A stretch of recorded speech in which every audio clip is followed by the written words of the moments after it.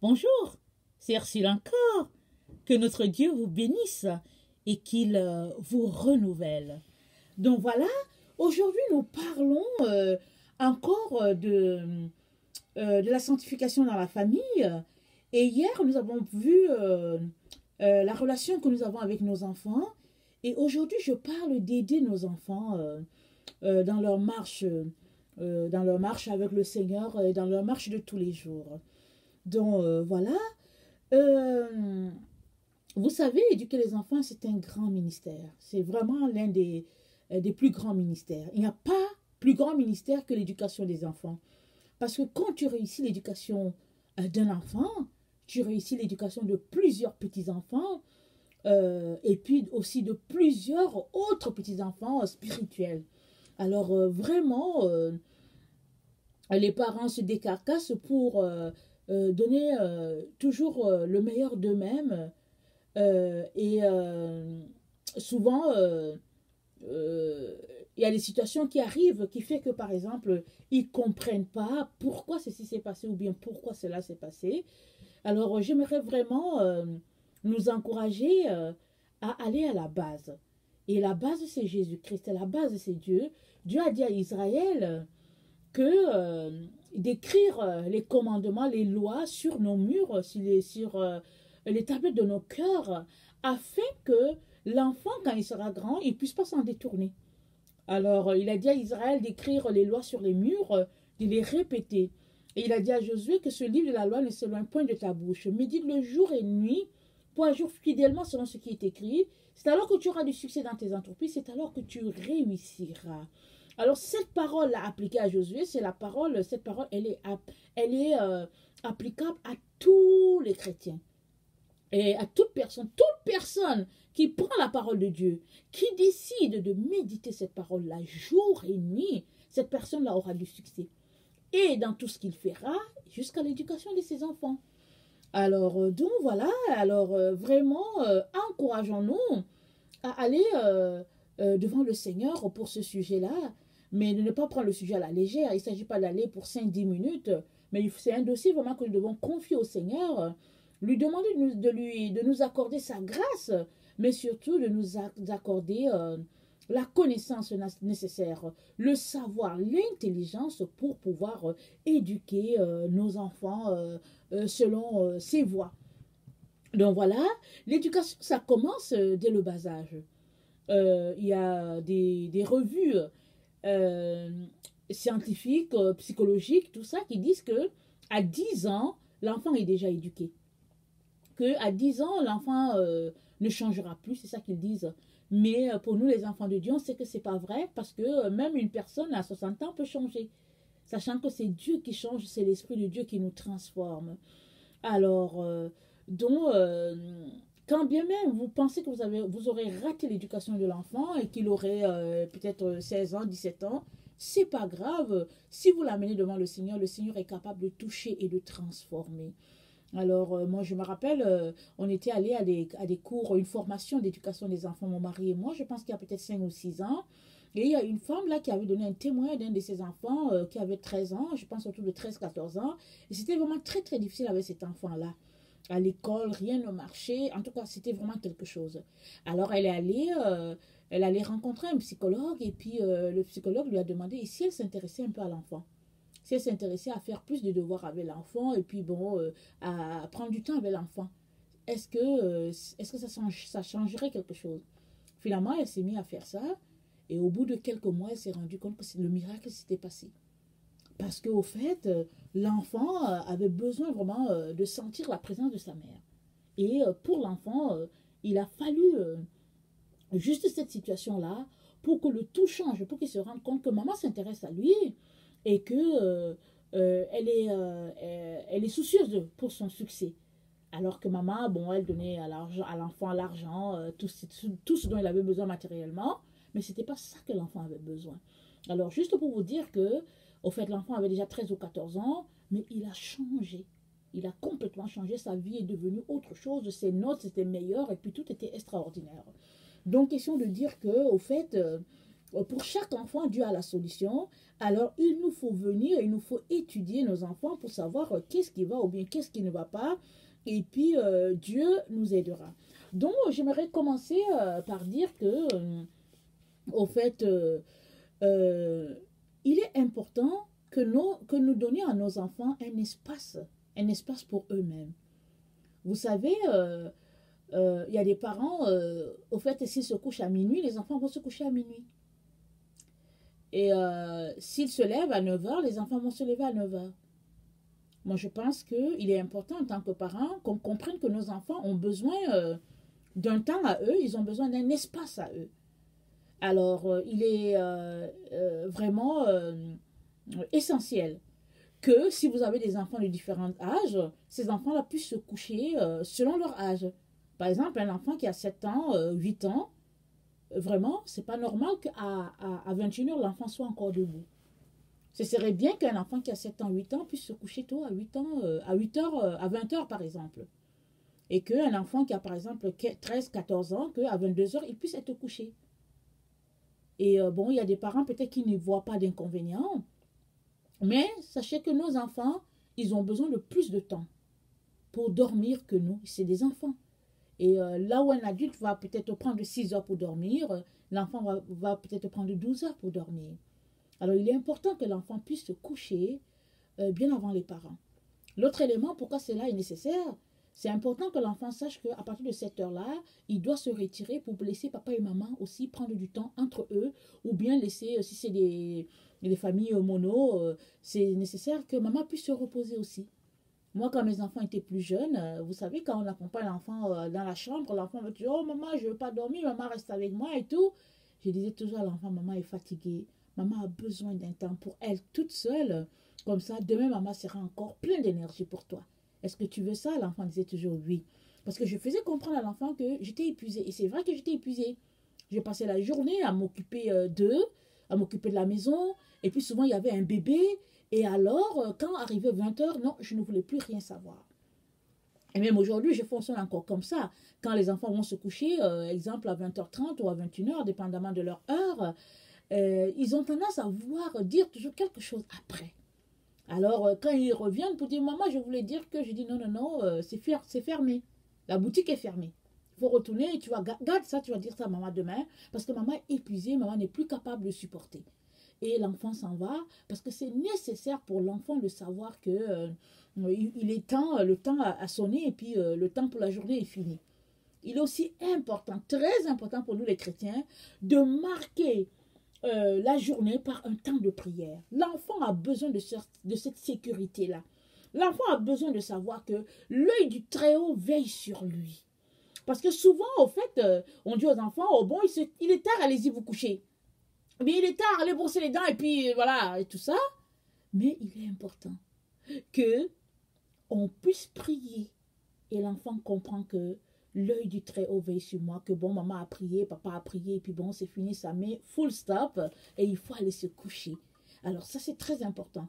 Autant le matin, on prie avec les enfants avant de les envoyer à l'école, autant le soir, c'est important de marquer la fin de la journée par une prière, pas une grande prière, une courte prière, ça c'est très important.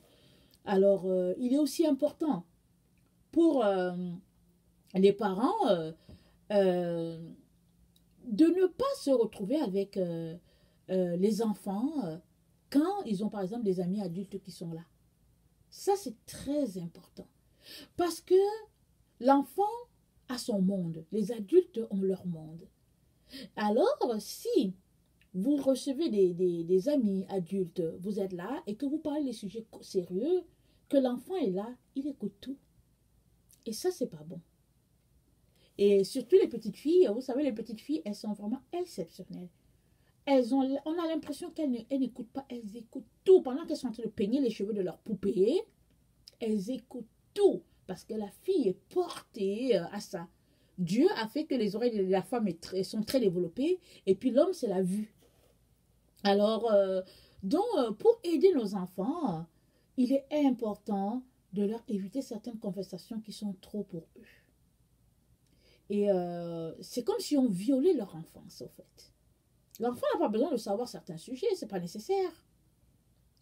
Parce que quand il sera plus vieux, ben, il sera confronté à ces sujets-là. Ça va venir de soi. Mais si l'enfant a 8 ans et qu'il entend des conversations des personnes de 30 ans, je veux vous garantir que vous troublez l'enfant.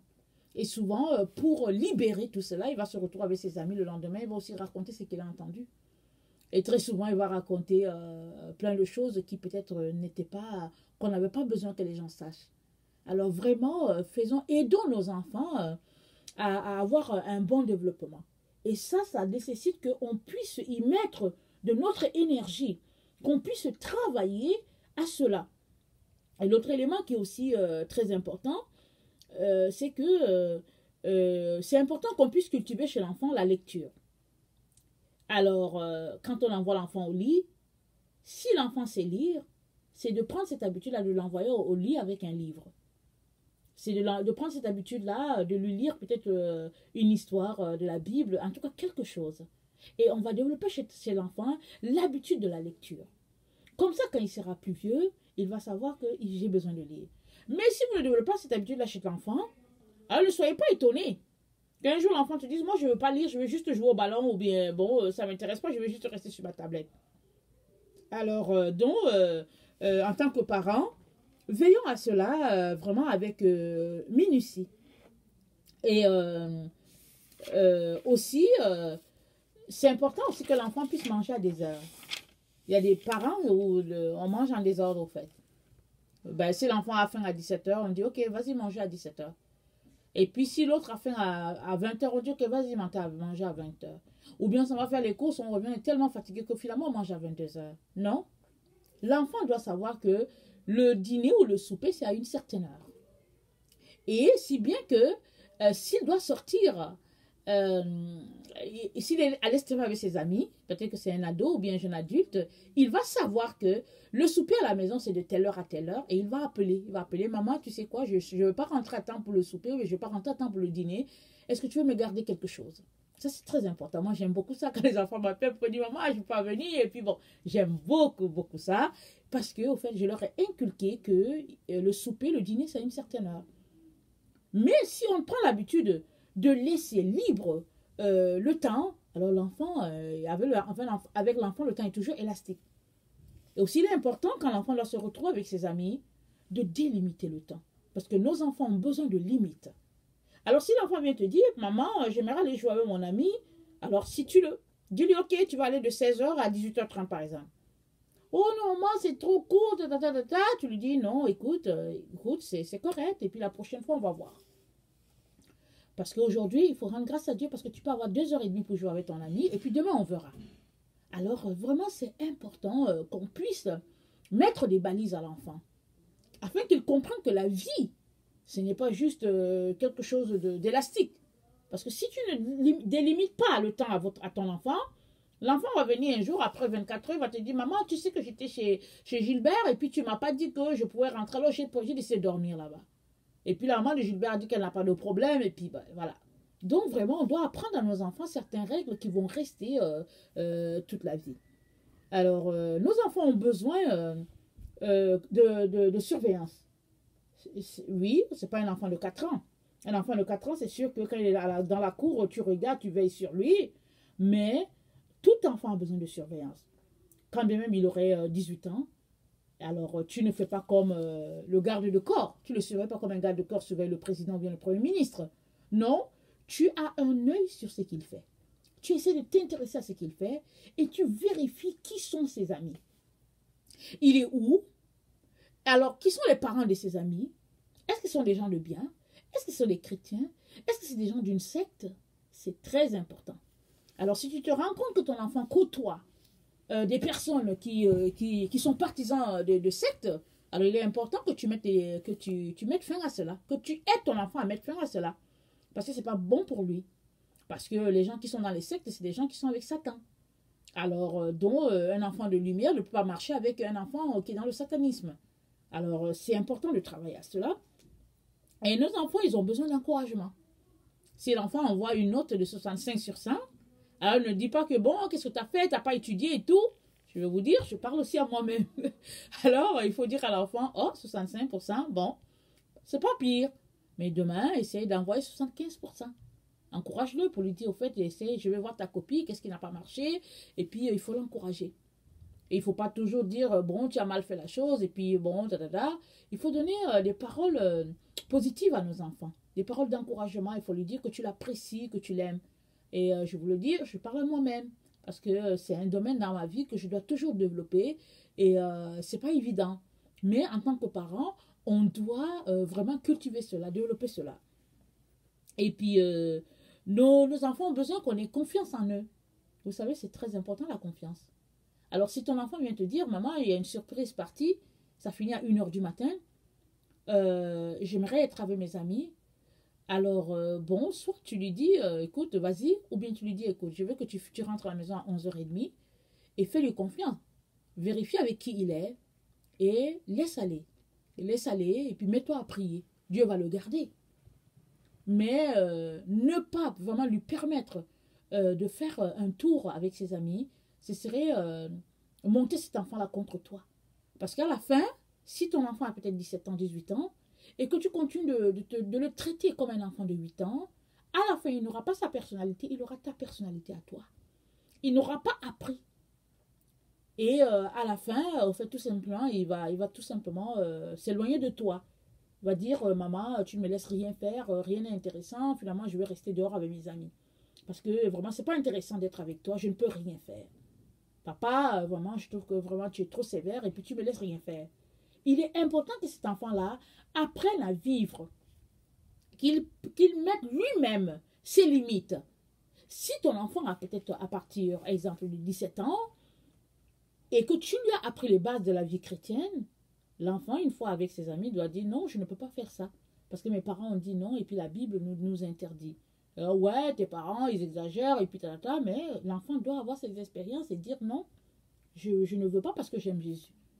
Alors, mais si tu ne permets pas à l'enfant de se retrouver, de poser des actes, alors cet enfant ne saura jamais qui il est au fait. Alors évidemment, il faut parler à l'enfant, il faut lui dire, écoute, tu ne peux pas sortir avec les filles, tu ne peux pas les voler dans les magasins, et puis Et ça s'apprend dès le bas âge, pendant les leçons bibliques. Ça s'apprend, les enfants doivent connaître leurs 10 commandements. Et ils doivent savoir que la vie à la relation avec Jésus, c'est une relation d'intimité, pas une relation de religion. Alors ça s'apprend, ça c'est le rôle des parents de le faire souvent. Et puis, donc voilà. Et puis, nos enfants ont aussi besoin qu'on prenne du temps avec eux. Alors, souvent, quand ils deviennent un peu grands, on a tendance un peu à négliger parce que l'enfant est toujours avec ses camarades. Mais en tant que parent, il est important qu'on puisse prendre le temps avec l'enfant. Que, bon, on aille peut-être prendre un café avec l'enfant, qu'on aille faire peut-être un sport avec l'enfant. Et évidemment, quand on a beaucoup d'enfants comme moi, c'est pas toujours évident, mais il faut organiser ça parce que l'enfant a besoin de savoir que papa s'intéresse à lui, maman s'intéresse à lui. L'enfant a besoin d'avoir des conversations plus profondes avec papa et puis maman. Ça, c'est très important. Alors, voilà, il ne faut pas laisser l'enfant abandonner à lui-même. Parce que si l'enfant abandonne à lui-même, alors quelqu'un d'autre va s'en charger. Quelqu'un va lui donner des conseils et puis ça, c'est pas bon. Alors, quand je prenais encore les cours à l'université, j'ai appris qu'il y avait 4 types de parents. Il y avait les parents avec une éducation autoritaire, des parents dits permissifs, des parents démocratiques et des parents désengagés. Et je me suis rendu compte que, au fait, j'étais plus une parent démocratique parce que les parents démocratiques, c'est des parents qui parlent à leurs enfants, qui leur fixent des limites, qui lui disent il ne faut pas faire ça, et puis qui donnent des consignes à l'enfant. Oui, j'aimerais que tu fasses ça. Écoute, je vais au centre d'achat quand je vais revenir. Pendant que je serai partie, j'aimerais que tu fasses ça, ceci, cela. Il faut donner des tâches à l'enfant. Mais à cela, je me suis rendu compte que il était très important pour moi de mettre des balises. Et puis je fais ça souvent. Donc je dis, le meilleur rôle des parents, c'est d'être des parents démocratiques. Mais il est important de fixer des balises à l'enfant à chaque fois. Et il est important de l'encourager à lire la parole de Dieu. Il est important de l'encourager à avoir une relation avec le Seigneur. Il est important de lui donner des exemples dans la vie. Il ne faut surtout pas le soupçonner. Il ne faut pas surtout être espiègle envers l'enfant. Ce n'est pas une bonne attitude. Un parent doit avoir confiance en l'enfant. Un parent doit regarder son enfant pour lui dire, ok, d'accord, tu vas avec les amis, tu es avec avec qui? Il te dit, je suis avec telle personne, je suis à tel endroit. Ça, c'est très important. Très important. Moi, je dis toujours à mes enfants, si tu sors, je vais savoir où tu vas et à quel moment tu reviens. De telle sorte que si tu as un problème, au moins je vais savoir. Alors, aujourd'hui, de nos jours, les enfants, ils ont les cellulaires, ils ont les iPads, et puis s'ils ne veulent pas que tu saches, ben, il suffit juste qu'ils ferment le téléphone, ou bien ça sonne, et puis ils ne répondent pas. Et ils te disent que, bon, au fait, je n'avais pas assez d'unité, mais dans le fond, au fait, c'est parce qu'ils trouvaient que, bon, papa ou maman dérange beaucoup. Mais il est important que tu fasses comprendre à l'enfant que, écoute, on a besoin de se faire confiance. Tu as besoin de me faire confiance, j'ai besoin de te faire confiance. Alors, il est important que moi, je sache où tu es. Et parce que, écoute, tu es mon enfant, tu es ma fille, tu es mon fils, alors je dois savoir. Et l'enfant va comprendre que finalement, c'est pas parce que tu veux le soupçonner, mais c'est parce qu'au fait, tu t'intéresses à sa vie, tu t'intéresses à ce qu'il fait. Et puis, j'aimerais aussi ajouter que Jésus a été serviteur, lui qui était Dieu. Il s'est humilié. Il est important qu'on puisse aussi être les serviteurs de nos enfants. Pas dans le sens qu'on fait tout pour leur donner, qu'on leur donne à manger. Les enfants doivent avoir leur part de tâches dans la maison. Mais n'oublions pas que nous sommes des parents pour aimer. Pour aimer. Alors, si on se retrouve dans une situation où on doit servir l'enfant, on doit le servir. Il faut servir l'enfant. Si on peut l'aider à laver des assiettes, à faire la vaisselle, c'est important. On ne peut pas être un parent qui dit seulement à l'enfant fais ceci, fais cela, et puis on est assis devant la télévision, on se tape du beau temps avec le rêve de quelqu'un d'autre à la télévision, et puis l'enfant fait tout à la maison. Non, l'enfant n'est pas notre esclave, il est notre enfant. Il participe avec nous à la vie de la famille. Alors il est important qu'on puisse lui montrer le bon exemple. Si un enfant voit que papa prépare souvent à la maison, cet enfant-là, il aura tendance aussi à préparer chez lui. Mais si l'enfant voit que, écoute, papa était le roi de la maison, il ne faisait rien, ben l'enfant, quand il va arriver chez sa femme, il va faire pareil. Je vous l'ai déjà dit, l'enfant, il ne fait pas ce que tu lui dis de faire, il fait ce qu'il te voit faire. Alors, il est important qu'à un moment donné, on puisse vraiment établir les bases dans la maison et que l'enfant puisse savoir que non, voilà, au fait, comment ça se passe. Voilà, papa, il fait ceci, voilà, papa, il fait cela, maman fait cela, maman fait ceci. Ça, c'est vraiment quelque chose d'essentiel. Donc voilà. Et puis, j'aimerais lire ce texte-là qui dit, c'est dans Philippiens 2, à partir du verset 4, ça dit que chacun de vous, au lieu de considérer ses propres intérêts, considère aussi ceux des autres. Ayant en vous le sentiment qui était en Jésus-Christ, lequel existant en forme de Dieu n'a pas regardé comme une proie à l'arracher d'être égal avec Dieu, mais s'est dépouillé lui-même en prenant une forme de serviteur en devenant semblable aux hommes, et après s'être trouvé dans la situation d'un homme, il s'est humilié lui-même, se rendant obéissant jusqu'à la mort, même jusqu'à la mort de la croix. Jésus s'est humilié. Il est important que nous, les parents, on puisse s'humilier. Si on a fait du tort à l'enfant, c'est important qu'on puisse demander pardon à l'enfant. Il ne faut pas faire le gros dos en disant qu'après tout, je suis le papa, après tout, je suis la maman. Il faut demander à l'enfant, il faut dire, écoute, je suis désolé, je te demande pardon parce que je pense que ce que j'ai fait, c'est pas correct. Ce que j'ai dit, c'est pas correct. Ça va s'aimer quelque chose dans la vie de l'enfant. L'enfant va se rendre compte que papa est vulnérable, maman est vulnérable, et l'enfant aussi, il va se mettre dans une situation où il pourra demander pardon. Mais si nous sommes des parents qui ont toujours raison et que l'enfant a toujours tort, ça va péter un jour, et puis bon, ce ne sera pas intéressant. Et puis l'autre passage que j'aimerais lire, c'est dans Philippiens 1, ça dit, et ce que je demande dans mes prières, c'est que votre amour augmente de plus en plus en connaissance et en pleine intelligence pour le discernement des choses les meilleures, afin que vous soyez purs et irréprochables, pour le jour du Christ, rempli du fruit de justice qui est par Jésus-Christ à la gloire et à la louange de Dieu. Il dit que il faut qu'on discerne les choses qui sont les meilleures. Vous savez, l'éducation de nos enfants, c'est ça qui est de meilleur. Si nous réussissons l'éducation de nos enfants, il n'y a rien qui dépasserait la joie d'un père, d'une mère. Il n'a pas besoin que son enfant soit un milliardaire ou un millionnaire. Non, il a tout simplement besoin de savoir que son enfant est assis, vraiment assis, et ça fait le bonheur des parents. Alors, avoir un enfant assis un jour, c'est de commencer à bâtir, à se sacrifier aujourd'hui en tant que parents. Et n'oublions pas que nos enfants vivent dans une génération différente de la nôtre. Au fait, aujourd'hui, c'est partout les iPads, les iPods, et puis on est chez nous, Et souvent, l'enfant est enseigné de l'extérieur. Il est en contact avec quelqu'un qui est au Japon, avec qui il joue en ligne, ou bien il est en contact avec des gens qu'il ne connaît même pas. Il clique et puis il écoute des comédiens qui racontent du n'importe quoi. Et ces personnes-là peuvent éduquer l'enfant. Carrément, à ton insu. Ou bien souvent, il éduque l'enfant et toi, tu ne peux rien faire. Surtout quand les enfants sont déjà ados, quand les enfants sont des jeunes adultes, ils ont leur tablette, ils ont leur cellulaire et tout. Tu peux dire que le couvre-feu dans la maison, c'est à 22h30 et puis l'enfant va continuer de regarder une émission. Alors, il est important plus que tout d'être vraiment impliqué dans la vie de nos enfants, de leur parler le plus souvent, de les rassurer, de revenir constamment dans la présence de Dieu pour leur dire que Dieu doit passer en premier. Il est important de savoir avec qui ils sont en ligne, quel jeu, de s'intéresser à ce qu'ils font pour pouvoir mieux les aider. Parce que si on ne fait pas ça, vraiment on risque d'être surpris, on risque d'être pris dans une situation où vraiment on n'a pas le contrôle. Et nos enfants ont besoin de nous. Ils ne le disent pas, ils ont besoin de nous.